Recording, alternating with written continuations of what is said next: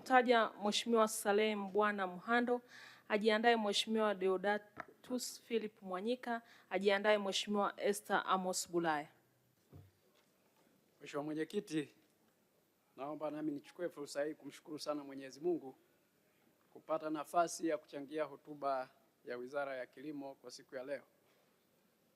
Nami pia nianze kumpongeza Mheshimiwa Rais wetu Daktari Samia Suluhu Hassan kwa mapinduzi makubwa ambayo anaendelea nayo katika sekta hii ya kilimo hapa nchini. Hili halina ubishi. Uwekezaji mkubwa unaofanywa na serikali ya awamu ya 6 katika kutekeleza ilani ya Chama cha Mapinduzi inaonekana na mambo yanaendelea kwa kiwango ambacho kinaleta tija. Mheshimiwa Mwenyekiti, lakini pia niwapongeze sana Mheshimiwa Waziri wa Kilimo, Mheshimiwa Godfrey Chongoro, akisaidiwa kwa umahiri mkubwa na Naibu Waziri ndugu yangu Silinde, Katibu Mkuu, pamoja na timu nzima ya Wizara ya Kilimo. Mheshimiwa Mwenyekiti, nami nianze kwa kuunga mkono hoja ya hotuba ya Wizara ya Kilimo, na naunga mkono kwa maana kwamba katika taifa letu na katika nchi yetu tumekubaliana kwamba kilimo ni uti, na Mheshimiwa Waziri ameboresha, sio uti wa mgongo, uti wa mgongo. Kwa hiyo kwa maana hiyo ni kwamba hapa leo tunazungumzia hatima ya maisha ya Watanzania, hatima ya uchumi wa taifa letu. Kwa maana kwenye kilimo kule ndiko kunakofanya tunaweza kuishi kwa kupata chakula, utoshelevu wa chakula, usalama wa chakula, lakini hali kadhalika kilimo sasa hivi ni biashara. Kwa hiyo hapa tunazungumzia uchumi wa wananchi wetu wa mtu mmoja mmoja, taifa, na tunazungumzia swala la uchumi katika pato letu la taifa kwa maana ya kuweza kuuza nje ya nchi kupata fedha za kigeni. Mheshimiwa Mwenyekiti, kutokana na muktadha huo, naomba nichangie hotuba hii katika eneo muhimu sana ambalo limeelezwa na waziri katika hotuba yake ya bajeti, lakini kwa msitizo mkubwa nimeisikiliza sana hotuba ya mwenyekiti wa kamati ya Bunge. Eneo ambalo tunatakiwa kuliwekea uzito sana katika swala la kilimo, mapinduzi ya kilimo, ni swala la umwagiliaji. Kilimo tunahitaji tutoke kwenye kilimo cha msimu twende kwenye kilimo cha mwaka mzima, na hapa hakuna njia nyingine zaidi ya uwekezaji kwenye miundombinu ya umwagiliaji. Na katika miundombinu ya umwagiliaji naomba niungane. Kwanza tukubaliane kwamba kupanga ni kuchagua, lazima fedha itoke iende kwenye eneo hili. Miradi mingi tumeelezwa hapa. Kwanza tuwe na miradi ya kimkakati, tusipunguze miradi mingi, tukubaliane. Twende na miradi kadhaa ambayo tunaitekeleza mpaka itoe matokeo. Twende hatua nyingine. Mheshimiwa Mwenyekiti, nitoe mfano. Tuna miradi kadhaa ambao leo imeelezwa hapa. Ukienda huwezi ukakuta kwamba kuna mradi ambao sasa hivi unazalisha mara 2 kwa msimu. Haupo. Kwa hiyo bado safari ni ndefu hapa. Mimi nilikuwa niombe na kuishauri serikali kupitia Wizara ya Kilimo, lakini na mamlaka Wizara ya Fedha, kati ya jambo ambalo tunatakiwa kwenda kumwachia alama Daktari Samia Suluhu Hassan kwenye nchi hii ni kwenda kuitoa Tanzania kutoka kwenye kilimo cha msimu wa mvua kwenda kwenye kilimo cha msimu wa muda wote. Tuna fursa ya kuilisha Afrika, tuna fursa ya kuilisha dunia, na hata yanayoendelea duniani haya. Kwa upande mwingine kwa Tanzania hii ni fursa. Leo hata hii miradi inayotekelezwa, tunatekeleza miradi ya kukinga maji ya mvua. Baada ya mvua ikiondoka, miradi ile na yenyewe haifanyi kazi.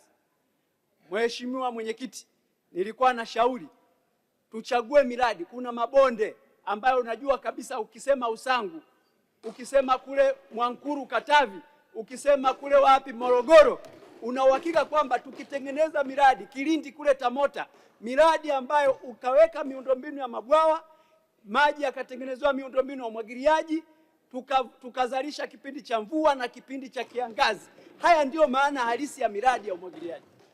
Kwa hiyo Mheshimiwa Mwenyekiti, nilikuwa naomba hapa niweke msitizo kwamba kilimo ni maji. Hakuna msamiati mwingine kwamba tutazalisha bila kuwa na maji. Kilimo ni maji, na hili naomba niliwekee msitizo kabisa kwamba hata nikiishia leo kuchangia hapa nitakuwa nimesaidia taifa letu kwamba kilimo ni maji. Na bahati mbaya sana tunapoteza maji, mvua zinanyesha, tunalalamika. Hapa kuna jambo halijakaa sawa sawa kwenye mipango na kwenye utekelezaji.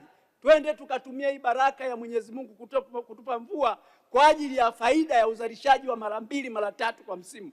Tuwe sisi ndo ghala la chakula kama inavyoelezwa kwenye hotuba ya Mheshimiwa Waziri.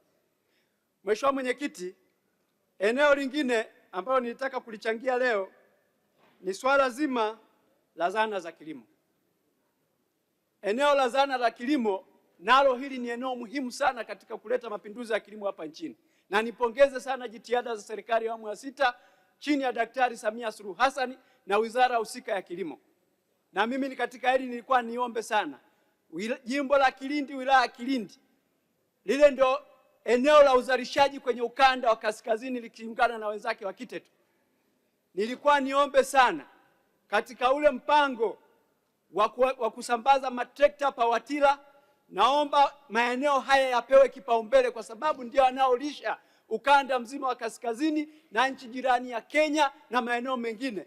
Naomba tuitumie hili eneo kuwekeza katika miundombinu au vitendea kazi kama matrekta pawatila kwa wakulima wetu, ili tuhakikishe kwamba tunakwenda kuongeza tija, tunakwenda kuongeza uzalishaji na mwisho wa siku kuinua pato la wananchi wetu na pato la taifa kwa ujumla.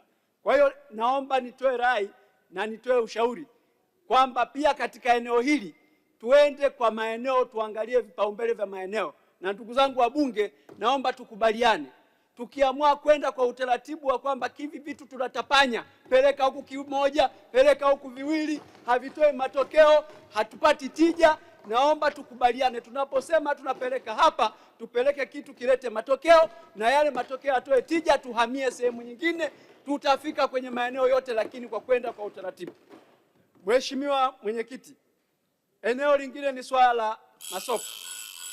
Na hapa nilikuwa niombe sana kuzungumzia NFRA. Moja ya chombo ambacho kinaweza kikaleta na kikachachusha masoko ya ndani ni kupitia NFRA. Changamoto ya NFRA, mfumo wa upatikanaji wa pesa kwenye NFRA unapishana na masuala ya masoko kwa wakulima kule kwenye maeneo yetu. Ukipeleka fedha mwezi wa 9, hiyo fedha haimkuti, haimnufaishi mkulima. Kuna watu wamekusanya, wameweka kwenye store, ndio wanaonufaika na fedha zile za NFRA. Lakini mkulima ambaye amehangaika, ameshughulika na kilimo kwa miezi yote ile, anajikuta ameangukia kwenye walanguzi, amepata hela ndogo. Mwisho wa siku unapokuja kupeleka NFRA, fedha zinakwenda kunufaisha watu ambao hatujakusudia. Daktari Samia Suluhu Hassan anakusudia kwenda kupeleka tabasamu kwa Watanzania.